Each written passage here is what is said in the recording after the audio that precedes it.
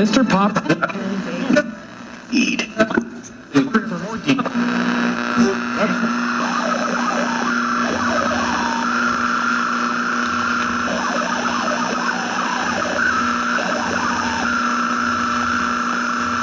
So there's a man lying in a room, a hotel room, and it's almost as if he's seeing himself, looking outwards in on himself.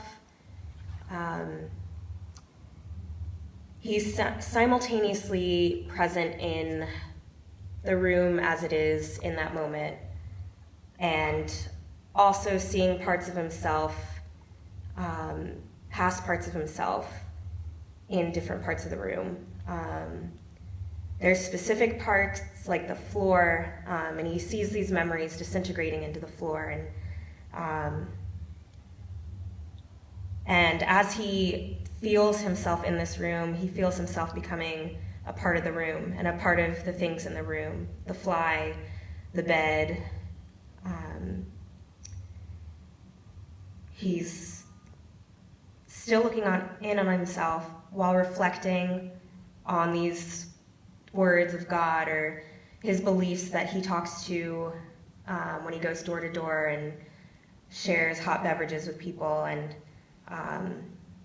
is working through what they mean, if they mean anything, and what that all means now and what he feels like are his final moments. I remember the blue bottle fly. I remember kind of like the personification, him reading, but also him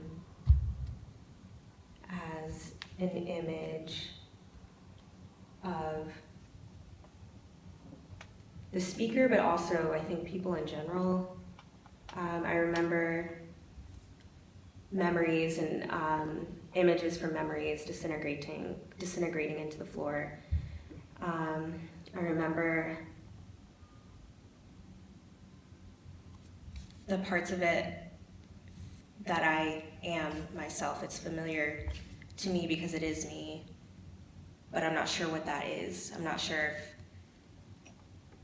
what I am and what the room is what I think it is. I don't know if I need to decide what it is, or if it's one thing, or if it's many things, or if it's one thing changing into another thing.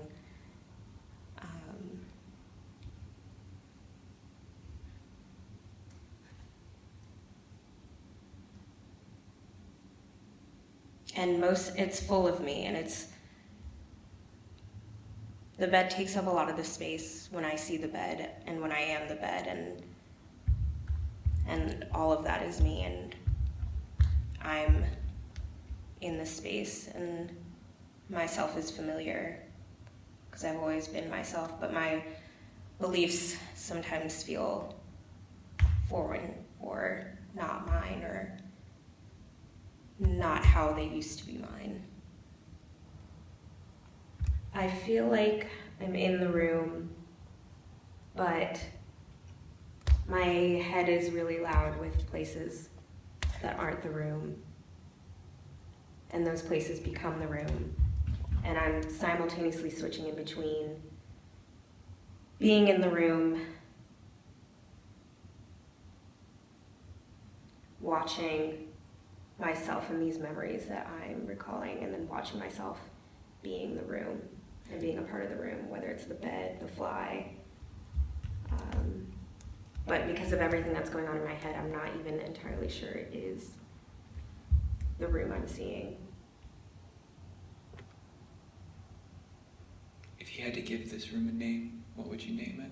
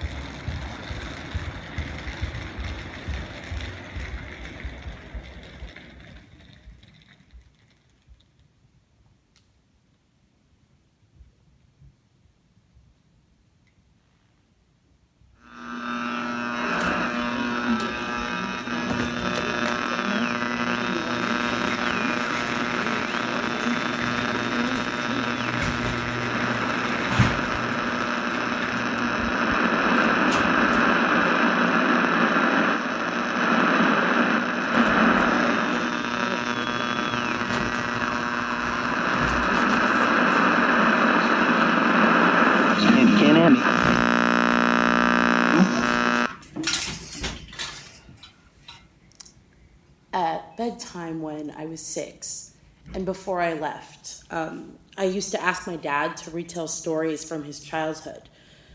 At the beginning, let's say like the first time, 3 times he would tell me whatever it was he was telling me. There was some enjoyment maybe. He seemed to be enjoying the telling. He wasn't hating it like he was when I asked him the 20th time or whatever. He used to stand in my bedroom like he was made of clay, hunched over, stripping all color from his words and wanting for his television downstairs, claiming he couldn't remember every bloody detail, and he was so tired, and you've heard the story a million dozen times before, so what's the point anyway? I remember the dull sound of the living room door closing and the television spinning on, and my parents moderately drinking wine and eating the hidden chocolate and murmuring whatever it was adults murmur. For days, I think only of my bedroom. And is it as it was? The details already forgotten.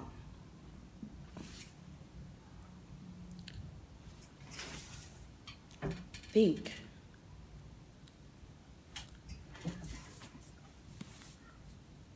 A wooden bed, probably, and scuffed by my nails, these stickers of something, and a carpet of what color, and a small pink rug, I think, and wallpaper, and random soft toys that are gathered in little crowd scenes awaiting a presentation of one of my stories, and precious pictures blue tacked for some forgotten reason, and boxes of hairbands and clips and lost bracelets knotted and broken.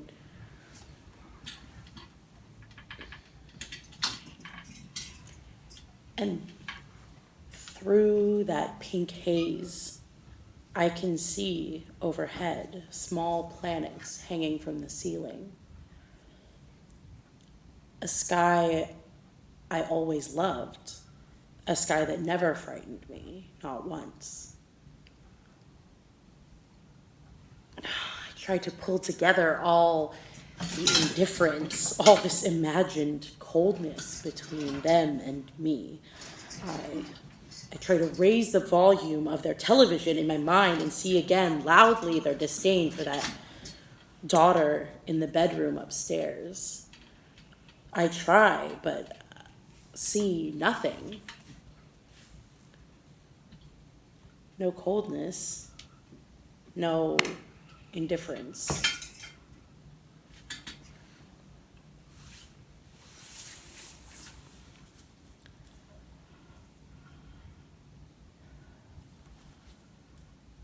A thought, then. There was no reason to run.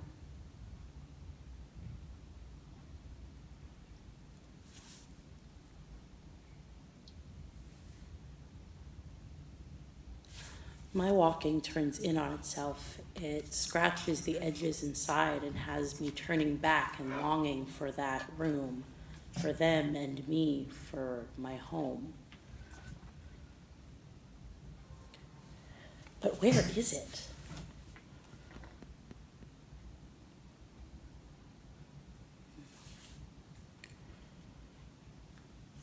Not now, 6, and I'm still lost in a world that drives me on with a purpose that's unknown. Always foot after foot, where time disappears into landscapes, where that bedroom sits behind my eyes.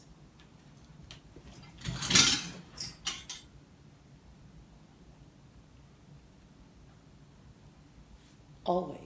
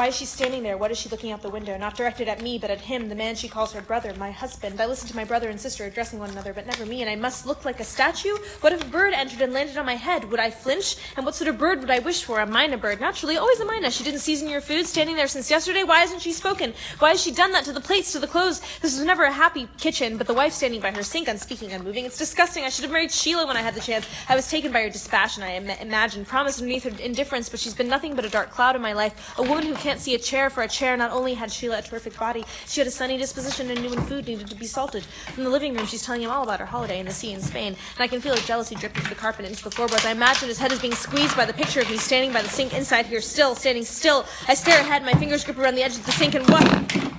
Gravity's pushing you down. Whatever you're trying to prove by standing there, you failed, because it's no longer you, but someone else standing there, an imposter, a different shape, drawn towards the lining dalo, and even worse, you always had that sort of constitution, the sort that would melt like a dessert. You're melting right now. I can hear your spine conjoining. Do you close your eyes longer than a blink to wet your eyes? I crept down the middle of the night. I pictured you fast asleep on the couch, but still you stood now, and staring at what night? At nighttime? He's never spoken as much as this speaking now. Given the space, he can't stop talking the idiot. Is it a week? He says it's been a week by standing still. What started out as something to do became a thing, became my whole being. But to what end, I ask, unknown till this moment, and to speak out would only make it too real, and having not spoken for a week, let the word choose itself before it's spoken from my mouth and into the kitchen and into him. Speaking it out will make it definite. Speaking it out will add to his torment, and it is torment. I can hear him behind the table sucking on his cornflakes, unable to control life. He hangs onto the end of a spoon. There'll be no escape from here in my kitchen, a room you backed me into, a room to deny me birds and flight and sky, and tease me with a view outside a window and to build a wall and block that view. There's nothing but the end. Inside my head the word forms, letters gather towards one another. It brightens about me till my shrunken body fills with this great word. My fingers grip around the edge of the sink, my back to him, and ears waiting for a pause, and his cornflake sucking, and I hear a little silence, and from my mouth it proclaims my direction. Disappear, I say out loud, disappear! To vanish, my purpose to go, to will annihilation, to become nothing! He said it many times. It didn't sound like he'd ever leave, but leave he did. The disappearing is his, the bastard. A spare room silently waits in my sister's house, and you were always nothing to me. This nothing, this standing still is a vision of what you always were and are. You deserve this kitchen. The door is closing. Surprisingly, on closing the door, the sounds only begin. Standing still, I stare ahead, my fingers gripped around the edge of the sink, ears trying to differentiate this big sound and volume. The sound grows. How many things not said, and friends unmet, and talks not taken, and loves avoided, and children not born, and dreams not made, and paths not walked, and views unseen, and days unspent, and embraces not given or felt, and songs not learned, and lies undone. The big sound is me talking big and loud, to clean myself out of me, to disappear maybe, to be nothing. Is it possible? Or maybe to be a speck, to have no conscience of what I was, and to dream a little, but how to live, holy how to fly out over the other side of the wall, the place where we called the garden, to be over that wall and live as a speck, and to undo all that was, the terrible, inescapable kitchen. How many things not said, and friends unmet, and talks not taken, and loves avoided, and views unseen, and days unspent, and embraces not given. To live out there on the breeze beyond living and seeing only, but to see, but empty myself of him in the kitchen, to will death or live like a speck on the breeze beyond sense and madness. Oh Christ, Christ, when I was a little girl, I dreamt of falling in love with someone good and living in a comfortable house with a bright kitchen. When I was a little girl falling, I dreamt of in love, living in with someone good and a comfortable house with a kitchen bright. When I was in love, a little girl, I falling in a house of living with someone good and dreamt of a comfortable with a kitchen bright. Falling in with a kitchen bright, I was a little girl in love with someone good and dreamt a comfortable house of living I in. A little girl with someone good, living in a comfortable love, falling in a bright house. I dreamt of when I was